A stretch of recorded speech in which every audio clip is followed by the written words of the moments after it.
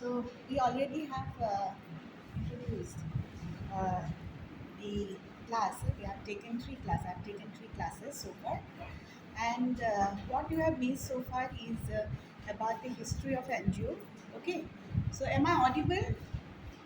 So what you have missed is basically the history of NGO, which I briefly discussed in the last class. We have discussed about a bit of community organizations. Part of it we have discussed, and I will continue about community organizations and the challenges that NGO face. Um, uh, and certain factors which actually affect those NGOs' functions, like the accountability, reliability, sustainability.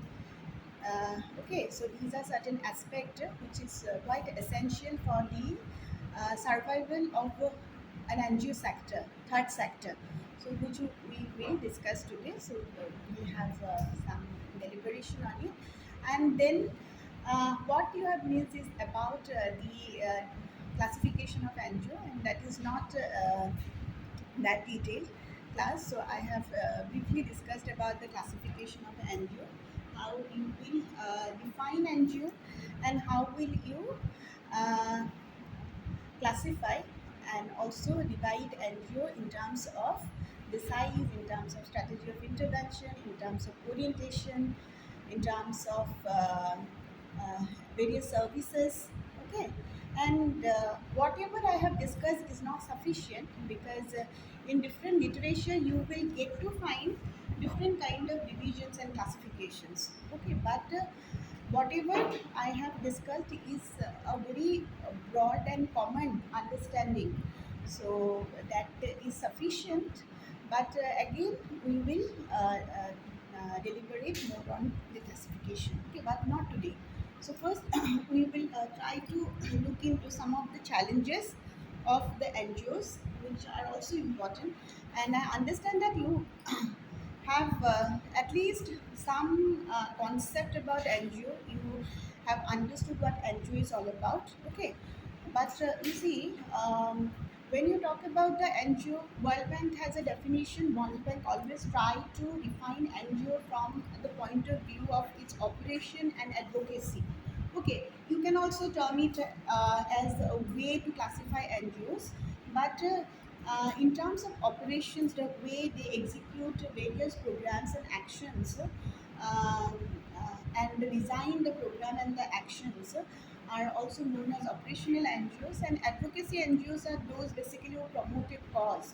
So that's what a two broad classification of NGOs by World Bank. Okay, now if you look at the NGOs, there are also different success stories of NGOs. I have shared some materials, so basically to understand the success stories, and those stories are important because you see, for the survival of NGO it is quite essential to know the success stories and also to publicize those success stories.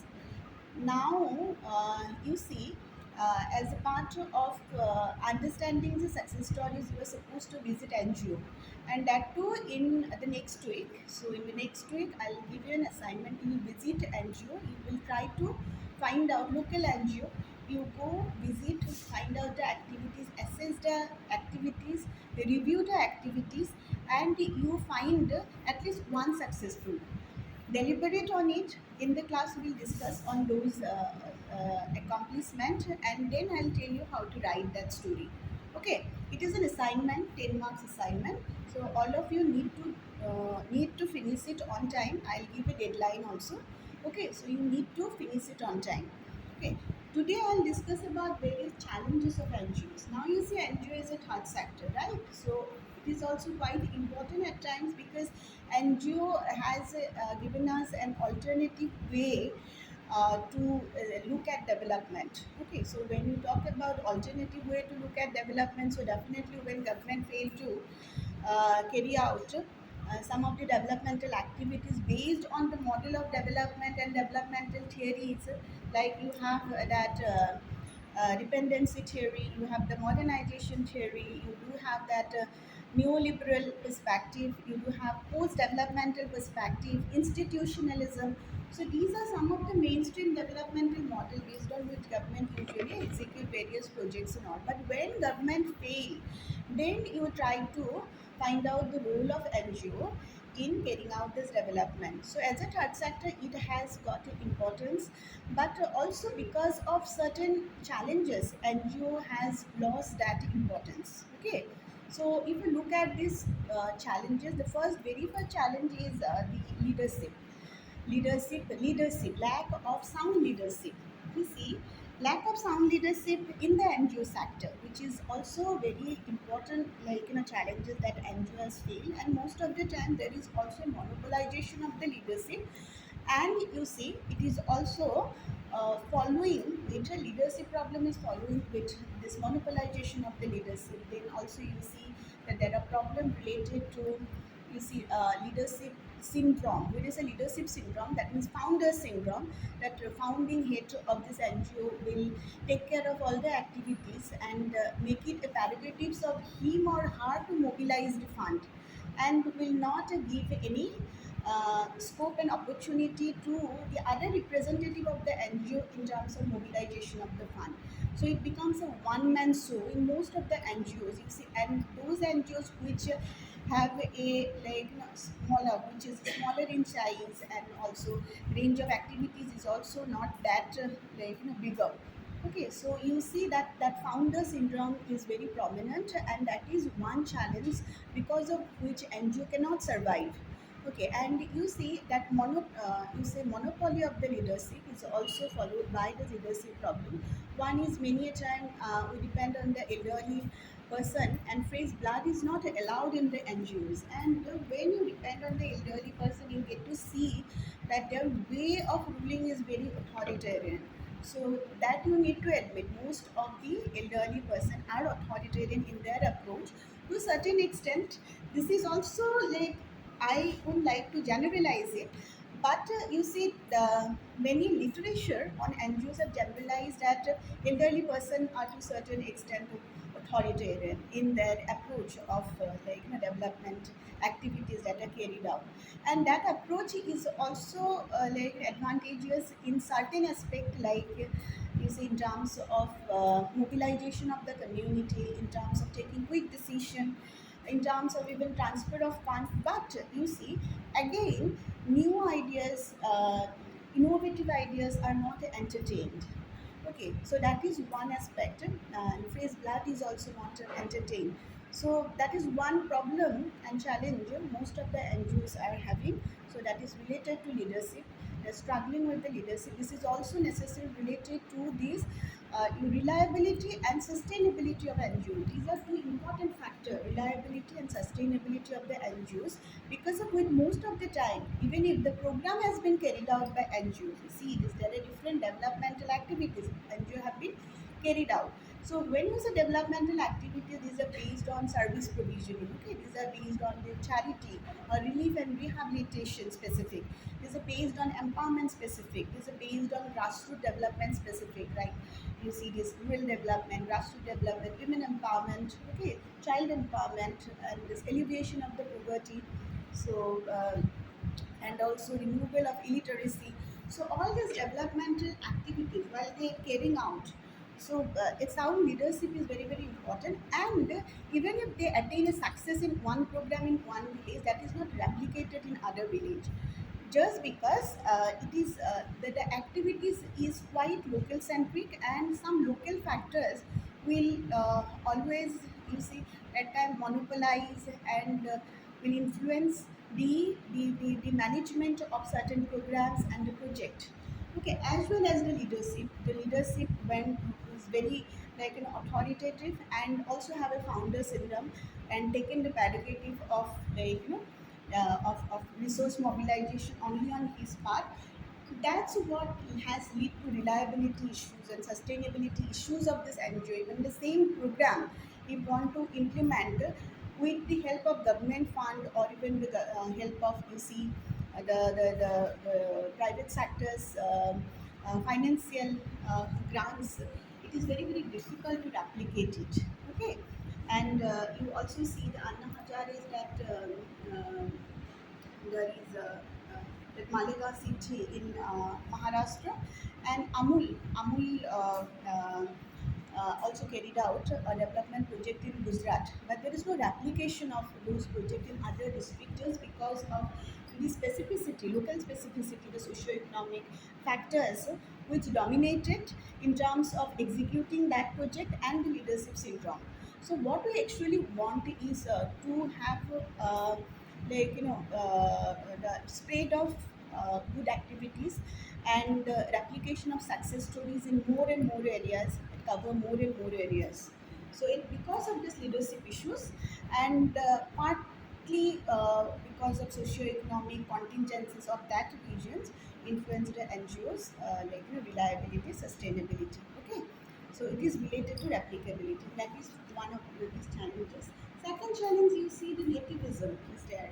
When you say nativism in the sense there is also an institutional kinship. In most of the NGOs, you will get to see there is an institutional kinship in the sense that they try to accommodate their wife, daughter-in-law, and family members. Okay, for future project rather than allowing a new face or new talent into that institution.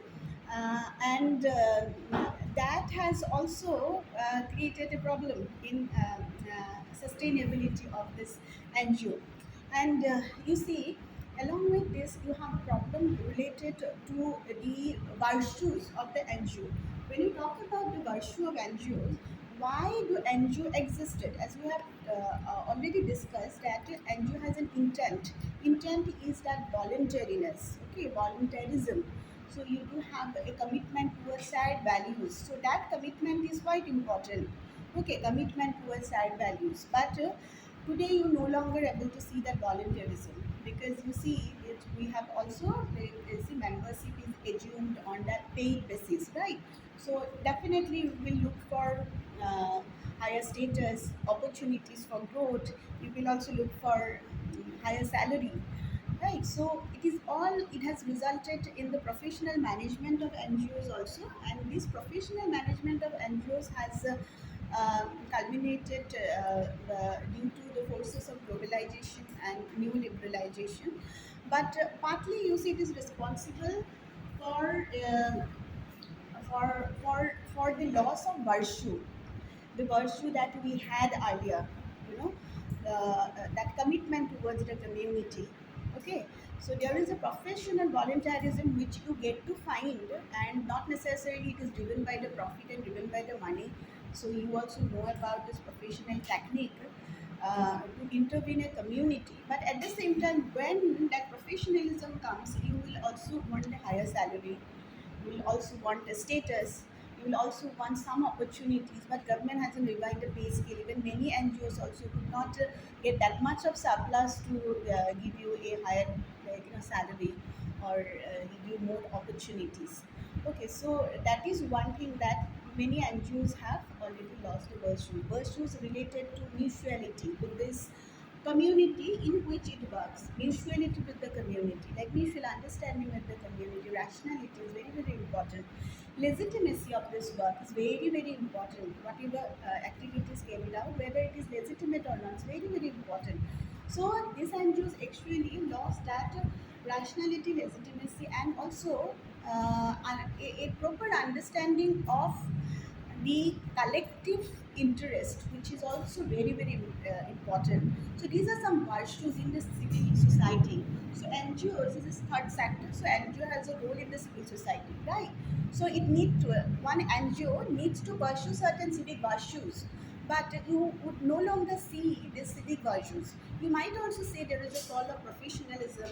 So um, and also you will see that most of the time these NGOs are simply a platform for ex-politician, failed politicians nowadays, because it is also easier to get funds, from international donor. So here also some challenges involved in terms of getting the fund. Okay, so you understood first is the leadership syndrome, founder syndromes, and issues related to leadership. Second is the nativism. Third is the loss of virtue, civic virtues of the NGOs, and loss of volunteerism. Right? That is also one challenge that NGOs are facing now. And then the fourth is you will see that there are uh, problem related to donor prejudices. It is quite essential. Donor prejudices, donor agencies, NGOs, NGOs usually survive because of the donor funding, right? So they usually get funds from donor agencies. And you also need to know how NGOs usually get the fund from even membership fees. There is also different sources of earning the fund. One is membership fee. It's very, very essential for NGOs to earn a membership fees, right? So like that's how also it can NGO can sustain. So member of the NGOs can also put some fund and voluntarily to carry out certain activities. Donation is there. That is also one source. Then you talk about this traditional fundraising activities like direct marketing, telemarketing. These were traditional only. Okay, through campaigning also you can earn some funds. Okay, and government collaboration is there. Then donor is there, donor agencies through which like large sum of fund can come to NGOs, and you can have a flow of fund to NGOs. But at the same time, see the problem that the NGOs are having regarding the donor agencies is last class also I have discussed about the donor prejudices. When you say donor prejudices, basically you see donor will always look into the track record of one particular NGO. Okay, so and that track record of one particular NGO is also dependent on its collaborations and its equation with government. Okay, and once that track record falls, that NGO cannot get funds from donor agency. And secondly, um, what is important is very, very essential is the conditionalities of donors. Most of the time, donors also want to support those projects which are within their budget. Okay, so if it is not within their budget, it will not support. That conditionalities is there. So NGO has a bigger interest or a bigger program as a vision to execute. So may not fall into that. You see that donor budget. Okay, and that's how also they could not able to get the required fund from the donor. And also most of the time they do have other conditionalities regarding the collaborations like a time period. The target beneficiaries, they will decide who will be the target beneficiaries. Donor will decide. They will decide a time period. Within that time period they have to finish. NGOs have to finish that particular project. So that is very constraining on the part of the NGO because they're time bound. Most of the activities, most of the programs are time bound. Most of the programs are target oriented. Okay, and that has actually lessened the you see the capacity of the NGOs, is the capacity of the members of the NGOs. Okay, that is one challenge that the NGO has to survive nowadays. And now you get to see we have focused a lot on the PPP, public-private partnership. And through public-private partnership also, NGO can receive lot of tangible and intangible asset, and by contracting out and contracting in services, NGO can acquire lot of. So at the same time, CSR. We will discuss about CSR in the next class, through which also many NGOs are getting funds. So these are some sources of the funds, but at the same time, it is also quite important along with getting the funds and the grants, and you try to look at the financial diversities. When I say financial diversities, it is quite important for the survival. Okay, so you don't simply depend on this donor agencies. So diverse fund, diverse sources of the fund is very, very important. Okay, so how will you generate the funds? And nowadays it is quite important also to find the fee-based services. That is also another way to get an NGO finance. Like social enterprise and fee-based service. Fee-based service like a fee-based training. Okay, and for the human resource development, fee-based training, okay, then social enterprise. So it is profit-driven, not non-profit oriented. So NGO is basically non-profit oriented. So whatever surplus they usually get will not be distributed among the members. Rather, it will be recycled for the community development. But here it is quite important to to think about the profit of the organization, and accordingly they also they can come up, NGO can come up with those fee based training for the development of the membership. Okay, so it is also important, that is a remedy actually to this challenge what I'm saying. Okay, so then we see that most of the time when you're talking about grants and the funds, we won't tend to give more importance to the membership development. Okay, it is very important to develop the capacities of the membership. So earlier, what happened? NGOs were filled with those people. who- They were organized by those people and also achieved power by those people who had a voluntary intent, did not achieve work for profit, okay, and for payment. But nowadays, because of professionalism, people had a training in an institution and joined an NGO. Okay, and it is quite essential to develop their capacities. It is quite essential to develop their capacities, develop their like you know develop the membership, so that you can also generate membership fees at the same times, and also you can generate altruism from the membership and goodwill of the members. It's quite essential. So membership service packages are there, which has been one features of most of the donor agencies, international donor agencies. But you see, international donor agencies will fund only the large scale NGOs. And also there is a problem is that most of the international donor agencies will not choose universities, academic institution for fund. They will choose the temple and religious institution to fund. So that is also another lacuna and the challenge, because most of the time they will choose only the religious institution to fund. And that's the way we get to see some kind of subversive activities in the community. Even in the same Tripura also, such used to get international funding, and those are used as a front for insurgency by NGOs. At the same time, you see in other countries also, it is not limited here to Northeast or India, so because that bad practices has been replicated by by NGOs in India, although it did not replicate or even follow the good practice. But you see in Russia and other countries also.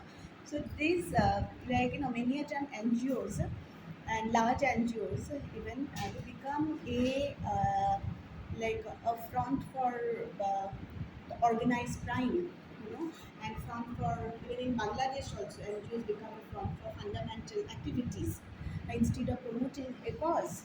Okay, so that is also one problem. Most of the NGO challenges with most of the challenge in terms of the survival ability, or in terms of the sustainability of one particular NGO. Okay, and then you also have a problem related to you see the urban centric nature. Okay, most of the NGOs are basically concentrated in the urban areas, and it is all because of lack of commitment of those professionals also, because they don't like to work in the rural areas. This is also true. You see, you ask yourself whether you like to work in rural areas or in town areas. So definitely you prefer town areas, urban areas, right? So there is a lack of, you see, commitment, altruism, or voluntariness to work in the rural areas, make the rural areas highly backward, or status of the NGOs in rural areas also highly backward. Okay, so NGOs are concentrated in urban areas in that way, so urban centric, and that also has to change, and we need to motivate students to work in rural areas more and more. Okay, to get a balance. And second thing, and one more challenge that we also see that uh, uh, success stories of the NGOs are not shared, are not discussed in the print media. Okay, it's very important also for the youth, for the universities to even organize symposium, organize conference, seminar to discuss the success stories of the NGOs. to have an academia NGO collaboration, so that those success stories, the spirit of volunteerism, okay, the commitment of the members can also be discussed, and in what way they have driven themselves, in what way they have accomplished the task has to be discussed and has to be publicized in the news medium. So you can facilitate that, and that is a remedy, and that is one challenge also, because success stories are not even entertained by news media. Okay, so that is also one challenge. And then also you see there are multiple challenges. So and one is misuse of funds, you see, embezzlement and misuse of funds that is often there, and that's why it is said that these NGOs are basically the breeding ground for this, or platform for the failed politicians, okay, and those who have actually vested interest. Okay, so they can and most of the time transparency and accountability to the public and the community is not there. And transparency in terms of use of funds, how they have used the funds, how they have invested their expenditures, in what heads they have invested their expenditure, is not is not disseminated, and there are also fudge reported most of the time. The statistic has been fudged, and the proper statistics is not provided, not disseminated. There's clarity in terms of that in that input and the output, clarity in terms of this income and the expenditures. Okay, so that is also one challenge for the NGOs. Okay, so so these are some of the challenges. Okay, and if you have any questions, then you can ask me.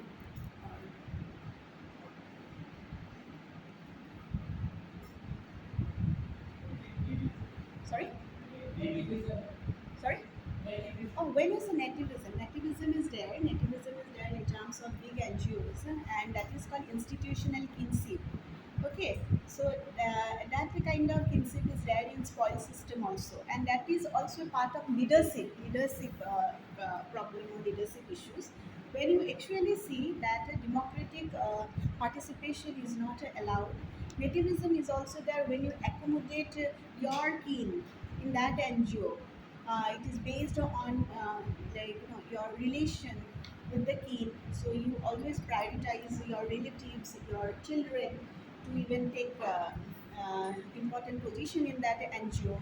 It also happens in many big NGOs, even in USA also it happens, because USA, we follow the Western model blindly everywhere, be it institutionalism or any institutionalism. So we follow it, or be it culture practices, we follow it blindly. So nativism in terms of accommodating the kings. So it is also inspired by the spoil system of USA. In the spoil system, you see most of the time, head is chosen in any institution. Head is chosen on the basis of their relation with the patron. Okay, relation with the head of that institution. Not even head, other employees are also student based on the relation of the head, contact with this head of that institution. So that is also prevalent in most of the bigger NGOs. Okay, not based on your marriage, based on your volunteerism, your commitment, you will actually get a chance to enter into that NGO, but based on that, you need to look for contacts, and that is a way to land in the bigger NGOs. So navigation is there. That's one challenge for NGOs. Okay. Okay. So understood? Okay. You jot down the points. Okay. It's fine. Now, in the last class we have discussed about community organization, right? So you also have a fair idea about the community now. What is community? And apart from those very features of defining this community, like geographical, uh, huh? Sorry, demography, geography, the ethnicity, religion. Okay, it is quite important also to understand the community on the basis of common goal, common interest, common administrative agencies. Okay, common culture, um, uh, So here, when you talk about the community organization,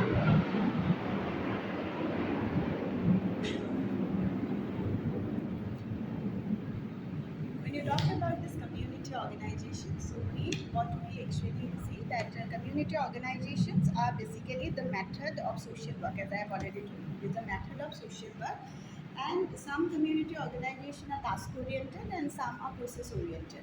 Now, I'm not going to discuss about the community organization as such. Formation of community organization, that will come later. Formation of CPO, SHG and all. And perhaps you also got a unit in the very first semester on SHG and all. If you haven't got anything, then I'll discuss it like CPO and all. You haven't got a unit as a part of developmental issue. There is a paper, no? The issues of development. You haven't got anything on SHG. Okay then. So that I will discuss later, part of community organization. But it is quite essential to know how to mobilize a community. Okay, so this will be your second task. So I'll be there. I'll be giving you some task and make it a task heavy also. Meanwhile, I'll see how I can proceed regarding the symposia or conference. Okay, so it is good for you to make some practical and make the course output oriented. So when you talk about the mobilization of community, most of you have already uh, acquaint yourself with some of the things like PRA, right? Participatory Rebel Uprising, you know how to mobilize. But and you also come to learn about how to enter into a community. So when you talk about the mobilization of community, it is very very important to understand the community participation. Okay, so community participation is not entirely non-political. It is also a political activity to make people participate in the community, to make people understand the need of participation, and also understand the need for having a common interest. Okay, so it's quite important to have a political participation, and there are some barriers also in community participation. Barriers to community participation, and you first know those barriers to community participation. Then only you will have a smooth. Capacity, you will develop that smooth capacity for mobilization of the community. Some barriers are there related to the physical location, because the venue where you organize the meeting and this household, and from where the civilian and even other target beneficiaries will come and attend the meeting has a distance, and that also makes most of the time participation difficult. And also you see this cultural barrier is there in most of the community. Cultural barrier in terms of the norms of sitting together, like a male and female won't likely to sit together, so at a public place, okay, and sharing a similar kind of space in most of the communities, it's there. So that is also one barrier. Language is one barrier. You might have found that it's a very important barrier, because most of the time when they don't understand your language, then they will get intimidated by it, right? So and also at times they will feel that they do not have anything to contribute to the community or to the program that you are going to execute. Okay, so language is also very important barrier. Apart from that, you also have you might have seen that lack of clarity in information. So information has to be disseminated complete way. So whatever information has been disseminated many a time is not full fledged, and at times it is also halfway around, and some secrecy is maintained in terms of disseminating the information. When the community will not learn about the the purpose of that intervention, will not learn about the actual target beneficiaries, will not learn about the benefits of the various intervention schemes. So definitely it will lead to some misunderstanding among the community people. The time is one factor, because most of the community members will also uh, look into their personal responsibility first, their business work, and community activities in that way takes a back seat. They will not give that priority to the community activity, right? They'll first look into their business, their own business for household management, like for their personal time, personal responsibility, household responsibility. Okay, so time is also important factors. So these are some important barriers to community participations, and hence it is quite essential for you to understand these barriers where to intervene into a community. So okay, so we have moved it from the challenges. Now we understand the challenges. Now we are discussing about this community mobilization as an NGO representatives. How will you mobilize a community? Okay, you go to a community, you intervene in a community. How will you understand the problem of the community? What you need to know as a community mobilizer. First, it is quite essential on your part to know who are you. It's quite important. So you need to define yourself. Who are you? Are you humble enough? Are you honest enough? Are you patient enough? Are you tolerant enough? Are you open enough? Are you frank enough? It's very, very important to develop those. Are you a good communicator? Okay, can you facilitate a negotiation? Can you convince people about your opinion, your belief? Okay, so can you make people feel confident? Okay, so these are some of the important, criteria also to define yourself. First, you need to know who are you in order to mobilize a community. Before you intervene into a community, you define yourself. Who are you? And these are the select, characteristics on your part. So you need to, be humble, patient, very, very tolerant. Okay, and also at times workaholic. It is also essential. You have to spend time with that community. Hmm. So it's very, very essential. And you will have to be a very good communicator to make people understand your vision, your mission, how they will be getting the benefit. So if there is non-negotiable circumstances, how will they negotiate? Because most of the rural communities will get to see, like there is a diverse, in one rural community, diverse section of people they live, right? And their priorities are different, needs are different. So you need to accommodate their needs and the priorities, negotiate in between. So it's quite important on your part to negotiate and avoid the conflict and negotiate the needs and the priorities. Okay, and also you need to know the problem. When you know the problem, second, after you define yourself, you need to intervene the community. You assess the community. This is also pre-pilot state. You assess the community. When you assess the community, this is basically a kind of fact finding study you will make. So you will make a transit walk, you will observe, you will also interview someone. Okay, so based on the participative research too, so you actually use those technique. Hmm. So you might have done that already. So transit work, you might have interviewed someone, one or two, and you will find the detailed understanding about the demography. You will understanding about the resources of that community.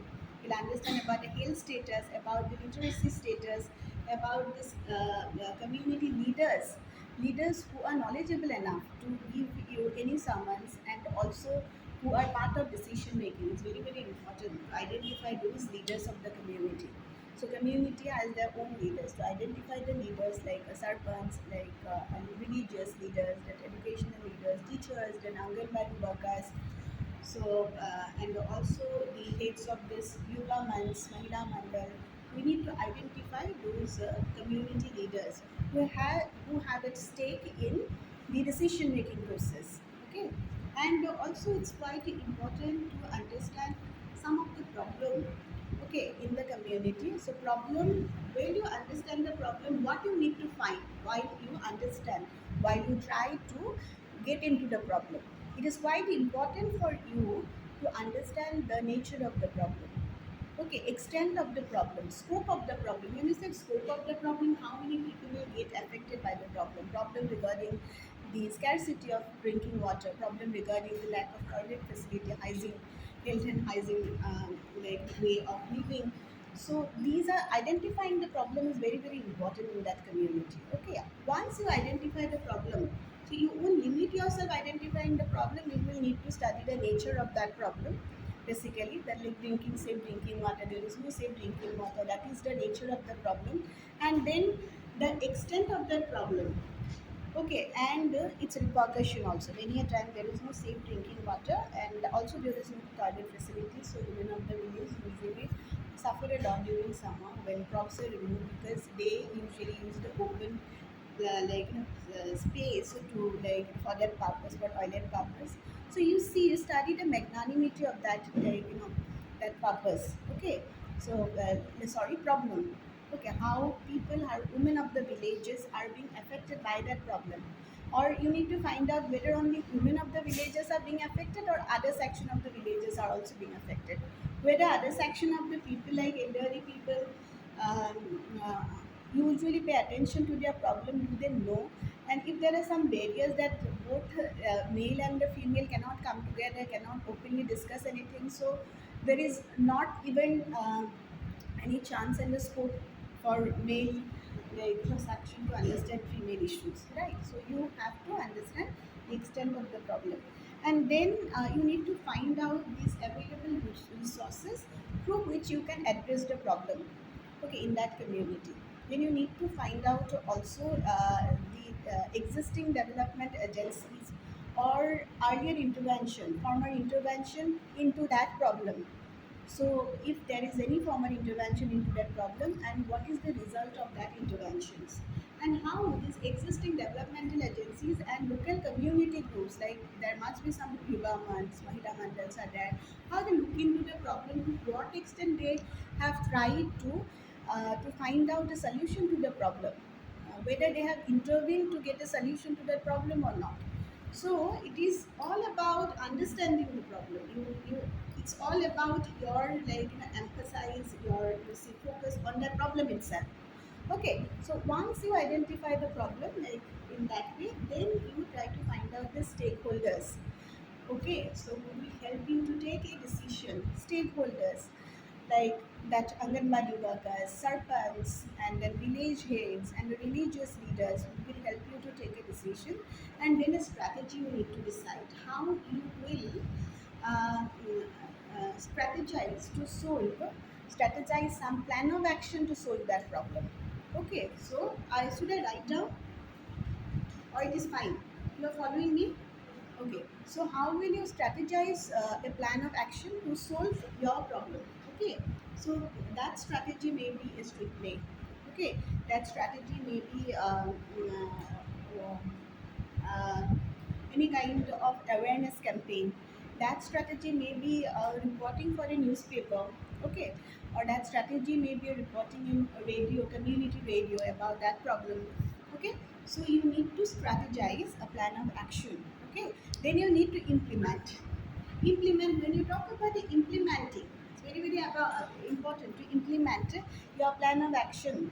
So in the course of implementations, you will actually divide the role and responsibilities to the community members.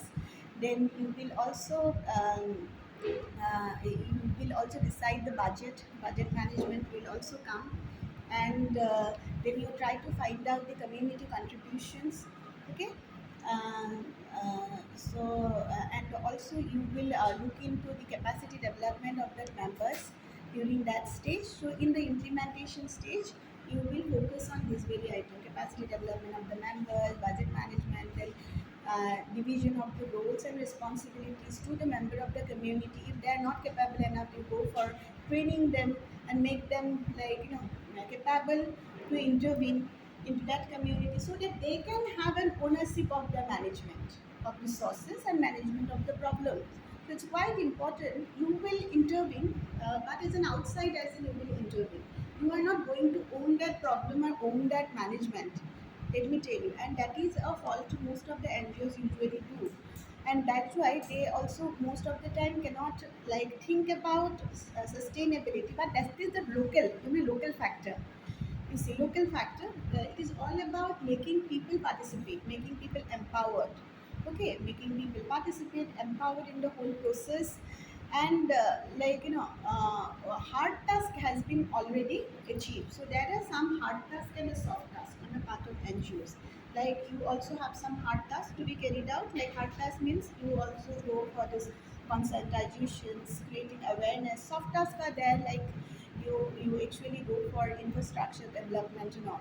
So that's how hard task will be carried out if you focus on the attitudinal change, awareness, development, and also you focus on making community participate in the project. Okay, and the program. So hence we have discussed about the barriers to community participation. You also look into those barriers. So how you at times you might also need to learn their language. Okay, so and most of the time I have seen that they are quite NGO representatives are quite adapt at and they can adaptive and very adept at following various languages and speaking various language. So they are multilingual in that way. And also you need to take care of the time of the stakeholders and the beneficiaries. You need to take care about this information which are disseminated, whether it is of clear and complete information. It's very very important, right? You need to be aware about the cultural norms in the villages.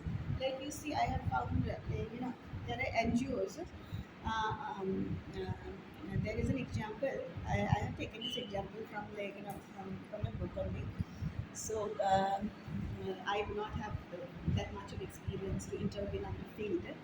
So that was a incident. It was discussed in the book that you see that um, a youth Yuba months and youth organization consulted one NGO, and also youth organization identify a problem in the villages regarding the safe drinking water and find out that the village is suffering from the villagers are suffering from a scarcity of water. Okay, and they have identified it and they have researched it out. The existing youth organization, that community organization in the village, and they also consult about that problem with the local NGO situated in the villages. Okay, and local NGO after 2 3 meet local NGO also try to find the relevance of that problem, and accordingly they intervene. And one fine day they have decided that they have chosen a site for digging a well.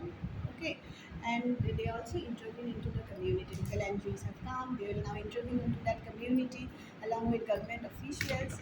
So on the very day when they have they have assembled in that site where they will actually carry out that digging practice.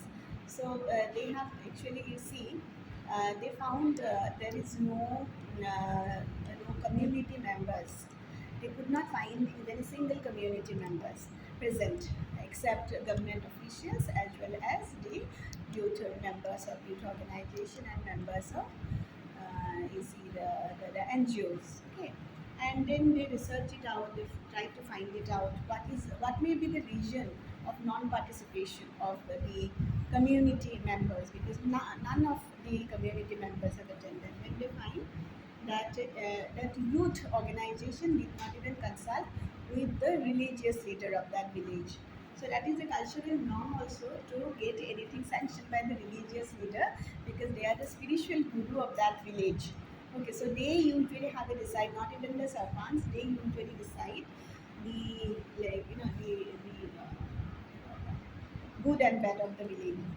And then what actually happened is that after discussing, consulting with the religious leaders, they come to learn that the site where that NGO plan to dig out is basically a burial site. So people will not drink water even if the well is constructed. So you see, so the whole youth enthusiasm is there, but their enthusiasm has become futile. Okay, so that becomes the norms of the community that you need to take like give permission from the religious leaders, and it's there. So it's every institutions, every community. There are some rules and regulations are there, and these are self-made rules and regulation most of the time. So you need to acquaint yourself with that customs and community practices. Okay, so that is one thing. Why Shoraz is smiling? Have you also encountered any of such problem? No? Okay, so that is one thing. So you actually see that's how fine, and then should I continue? No, I can continue. 2 minutes ago. So that is one thing, one problem, and then also we can see that at times when you talk about, so this is all about developing rapport with the community. Okay, so as an NGO, you also need to find out as an NGO members while intervening in any community, you need to know detail about the community. Okay, so that is a fault on a part of NGO also while intervening. They only get the information from this, or also consult with these governments. They did not even think about developing rapport with that community. But it is also very difficult at times on the part of NGOs when they also intervene. If they get a call from any local NGOs to intervene, because see this is called an approach of social planning. So this is not an approach of local development. So there are some approach also from social planning perspective. An NGO is basically try to find out information and not to actually involve with that community people and community members, and to facilitate participation into each and every project. Okay, so there are also different approach to intervene. So in locality development, you can think about community participation, making the community empowered, and then embolden them and also participate. But in social planning approach, an NGO would basically do a kind of survey and the research, try to find out some of the needs and the priorities of this NGO. Based on that, they will intervene, come up with some schemes and all. Okay, so this the digging of well might be a part of creating infrastructure in the society, part of social development goal of this NGO, right? So